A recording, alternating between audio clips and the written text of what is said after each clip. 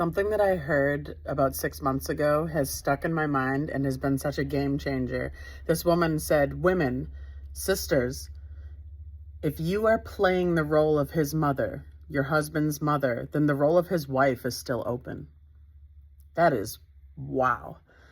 And then to the masculine, to men who are playing the role of the prize, the woman, the one who's doted on and you want to be worshipped, while you're playing that child who's seeking unconditional love from his mommy, but through this woman that he's married, the role of husband is still open. Protector, provider doesn't exist in your home, so the role of husband is still open. And for the children in these homes who are watching people in adult bodies play out the roles of mommy and child, the roles of healthy parents are still open. They're not taking place in that home.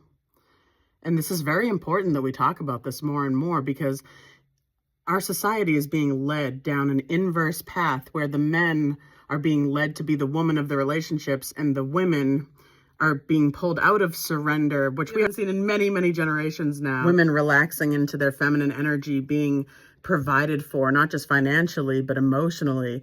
Women that are feeling secure enough to relax and really open and surrender to their men. And it's so beautiful.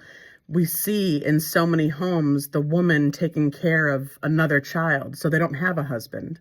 We see these men being doted on by mommy, so they don't have a wife. And I think it's so beautiful when a man is able to pause and say, I am helping my wife to be drained completely. She doesn't take care of herself anymore. She doesn't do hobbies. She doesn't make her sisterhood a priority and see her other girlfriends. When a man stops and he feels shame, I think that is such an important piece of acknowledgement. I see so many men out there that are like, no, this is what my woman should be doing. She should be worshiping me. That could possibly just be a narcissist or a sociopath, and maybe no change will ever be made. But when there's a glimmer of hope, and I have people telling me like, I can feel that my husband feels bad about this. Thank God. Now there's an opportunity for healthy change. Acknowledgement is the first step. So if your husband speaks to you that he's feeling shame about the dynamic, that is amazing. That is a first step that holds so much hope. And so I encourage you to run with that and keep the conversation going. And so I just encourage people to ask yourselves, what needs to shift? As a woman, what would need to shift for me to go into a healthy place where I'm not just self-abandoning all the time and doing everything for everyone? It's clear that I have my own time. My children see that my time is important too. I'm not just a mother, right?